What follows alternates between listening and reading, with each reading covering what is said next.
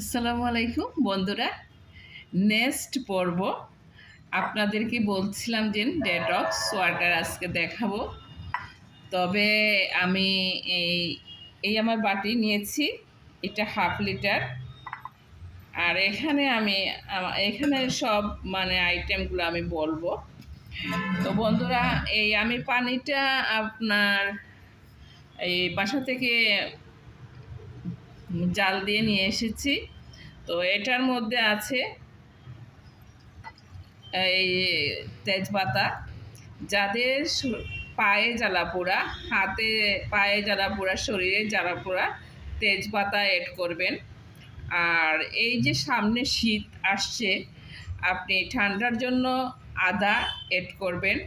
আমি আদা এড করেছি, আমার সাইনাস মাইগ্রেন আছে ঠান্ডাজনিত। এটা আমার এই যে শীত আসছে, আমার কোনো ওষুধ খাওয়া লাগবে না। তো বন্ধুরা, আর এই আদা রসুন রসুন যদি আপনার হাই প্রেশার থাকে তাহলে আপনি এড করতে পারেন, আর যদি আপনার নর্মাল থাকে, লো থাকে, তাহলে একটা স্কিপ করবেন। আর দিয়েছি কাঁচা হলুদ দিয়ে একটু জাল দিয়ে এটা আমি ফ্লাক্সে নিয়ে আসছি। তো বন্ধুরা, এই 3টা এড করেছি এটার মধ্যে। আর এটা আমি গুঁড়ো করে রেখেছি, আমি এই স্যুপ চামচ, এইটা 1 চামচ নেব। এটার মধ্যে আছে আপনার এই কালো জিরা, সাদা জিরা, আর আছে দালচিনি, এলাচি, মেথি। এই আমি সব মিশ্রণ ব্লেন্ড করে রেখেছি। এটা ভিজিয়ে রাখবো, কিছুক্ষণ ভিজিয়ে রাখবো। আপনার যদি সময় থাকে আপনি একটু রাখতে পারেন ভিজিয়ে, আর যদি সময় না থাকে নেড়েচেড়ে খেয়ে নিতে পারেন।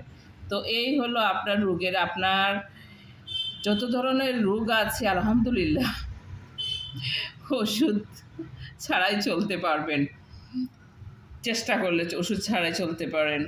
যেমন জিরা আপনার ফ্যাট কমায়, কালো জিরা তো আর কোরআনেও আছে যে আল্লাহ তাআলা বলেছেন এটা শেফা, এই কালো জিরা সব রোগের শেফা।